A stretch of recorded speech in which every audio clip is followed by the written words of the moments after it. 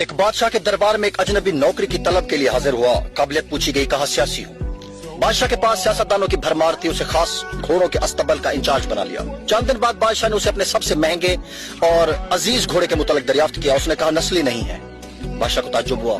اس نے جنگل سے سائیں کو بلا کر دریافت کیا. اس نے بتایا گھوڑا نسلی ہے, لیکن اس کی پیدائش پر اس کی ماں مر گئی تھی. یہ گائے کا دودھ پی کر اس کے ساتھ پلا ہے. نوجوان کو بلایا گیا. تم کو کیسے پتا چلا کہ یہ اصیل نہیں ہے؟ اس نے کہا جب یہ گھاس کھاتا ہے تو گایوں کی طرح سر نیچے کر کے, جبکہ نسلی گھوڑا گھاس منہ میں لے کر سر اٹھا لیتا ہے. بادشاہ اس کی فراست سے بہت متاثر ہوا. نوجوان کے گھر اناج, گھی, بنے, دمبے اور پرندوں کا اعلیٰ گوشت بطور انعام بھجوایا.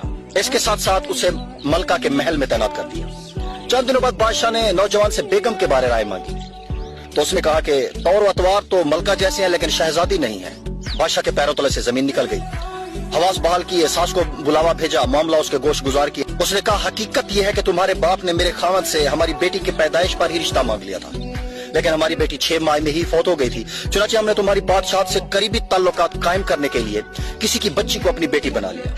بادشاہ نے نوجوان سے دریافت کیا کہ تم کو کیسے علم ہوا؟ اس نے کہا اس کا خادموں کے ساتھ سلوک جاہلوں سے بھی بدتر ہے. بادشاہ اس کی فراست سے خاصا متاثر ہوا. بہت سا اناج, بھیڑ بکریاں بطور انعام دی, ساتھ ہی اسے اپنے دربار میں متعین کر دیا. کچھ وقت گزرا, نوجوان کو بلایا, اپنے بارے دریافت کیا. نوجوان نے کہا جان کی امان پاؤں تو عرض کروں. بادشاہ نے وعدہ کیا. اس نے کہا نہ تو تم بادشاہ زادے ہو اور نہ ہی تمہارا چال چلن بادشاہوں والا ہے. بادشاہ کو تاؤ آیا, مگر جان کی امان دے چکا تھا. سیدھا والدہ کے محل پہنچا. والدہ نے کہا یہ سچ ہے, تم ایک چرواہے کے بیٹے ہو, ہماری اولاد نہیں تھی تو تمہیں لے کر پالا. بادشاہ نے نوجوان کو بلایا, اس سے پوچھا کہ بتا تجھے کیسے علم ہوا؟